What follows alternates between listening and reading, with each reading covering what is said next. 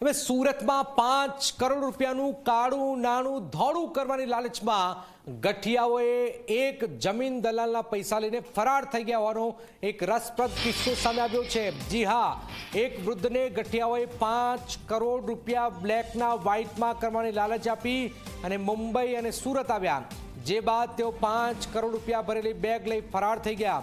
કુબેર કાકાએ કાળું ધોળું કરીને 5 કરોડ રૂપિયા બ્લેક મની ભેગું કર્યું, જેને તેઓ પોતાના મિત્ર સાથે વ્હાઇટ કરવા ગયા। જો કે ઇનોવા ગાડીમાં આવેલા ગઠિયાઓ રોકડ લઈને જતા રહ્યા અને આરટીજીએસ કરવાના નામે કુબેર કાકાને છેતરી ગયા છે। પોતે છેતરાઈ ગયા હોવાની જાણ થતાં જ વૃદ્ધે પોલીસને જાણ કરી કાળું ધન ભેગું કરીને વ્હાઇટ કરવા માટે કરતા સુરતના કાકા અને ગઠિયાઓ 15 દિવસમાં આ સંપર્કમાં હતા। તો આપ જોઈ રહ્યા છો કે આખરે બ્લેકના વ્હાઇટ કરવા અને કરોડો રૂપિયા લઈને આ ગઠિયાઓ રફુ ચક્કર થઈ ગયા છે। હવે પોલીસ સાથે સંપર્ક કર્યો છે। કાળું ધન ભેગું કરીને વ્હાઇટ કરવા માટે ફરતા સુરતના કાકા અને ગઠિયાઓ 15 દિવસથી સંપર્કમાં હતા। એમની સાથે ડિસ્કસ થયેલું હતું કે ભાઈ તમે પૈસા આપશો એ પછી તમને આરટીજીએસની એન્ટ્રી આપી દેવામાં આવશે।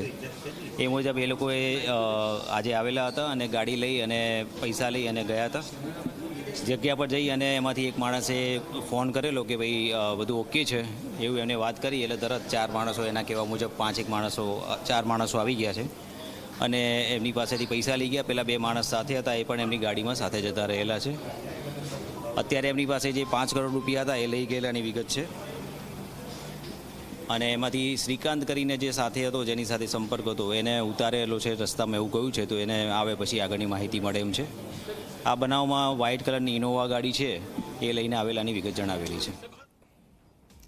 5 કરોડ રોકડા। ચેતન અમારી સાથે જોડાઈ ગયા સુરતથી। ચેતન, શું છે આખો મામલો? 5 કરોડ એક કાકો બ્લેકમાંથી વ્હાઇટ કરવા જાય છે અને આખો મામલો શું છે? અને આમાં તો 5 કરોડ રૂપિયા રોકડા પણ એની પાસે ક્યાંથી આવ્યા છે?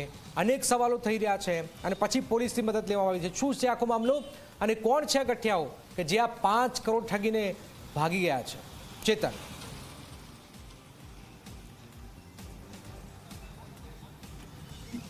જનક, કહેવત છે કે જ્યાં લાચ્યા હોય ત્યાં ધુતારા ભૂખે નથી મળતા। આખો જે ખેલ છે તે બ્લેક મનીને વ્હાઇટ કરવાનો હતો।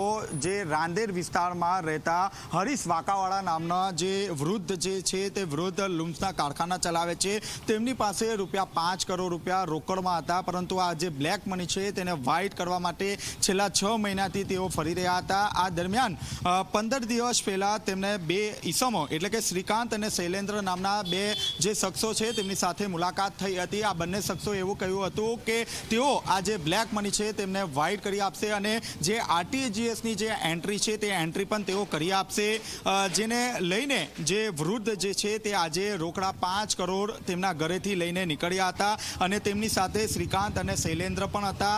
અને આ દરમિયાન તેમના ઘર નજીક જ જ્યાં સીસીટીવી કેમેરા ન હોય ત્યાં આ જે વૃદ્ધ છે તે વૃદ્ધને બોલાવવામાં આવ્યા હતા।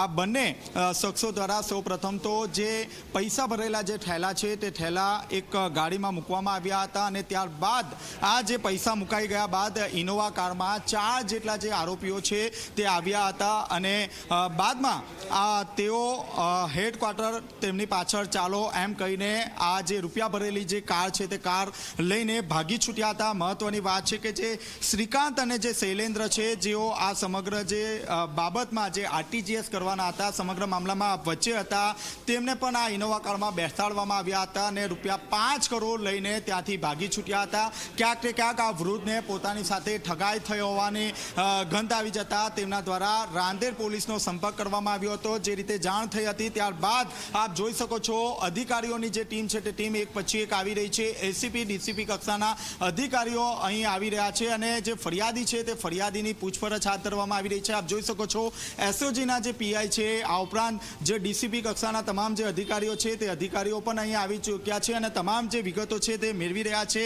જે રીતે ડીસીપી સાથે વાતચીત થઈ છે તે મુજબ 2 જે શૈલેન્દ્ર અને શ્રીકાંત જે ઇનોવા કારમાં ગયા હતા, તે પૈકી જે શ્રીકાંત છે તેને પલસાણા ખાતે ઉતારી દેવામાં આવ્યો હતો।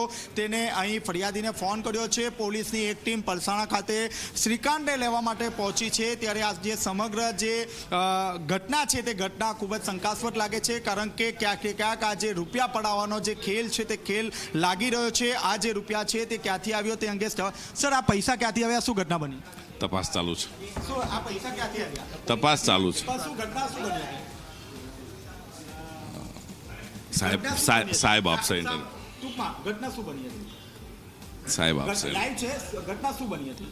ફરિયાદીના 5 કરોડ રૂપિયા ગાડીમાં કોઈને આપવાના હતા અને જે આપવાના હતા એ લેવા માટે આવેલા હતા અને એ લોકો એના બદલામાં ફરિયાદીને એન્ટ્રી આપવાના હતા, પરંતુ એ લઈને જતા રહેલ છે. બસ સર એકને ઉતારી પણ દેવામાં આવ્યો છે. તપાસ ચાલુ છે.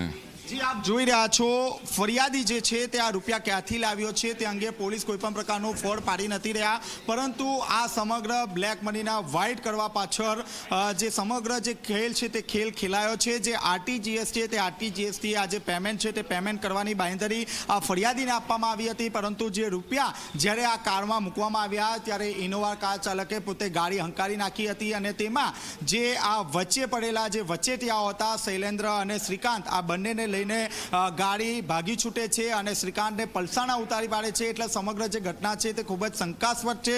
હાલમાં આ સમગ્ર જે ઘટના છે તેમાં કોણ કોણ સામેલ છે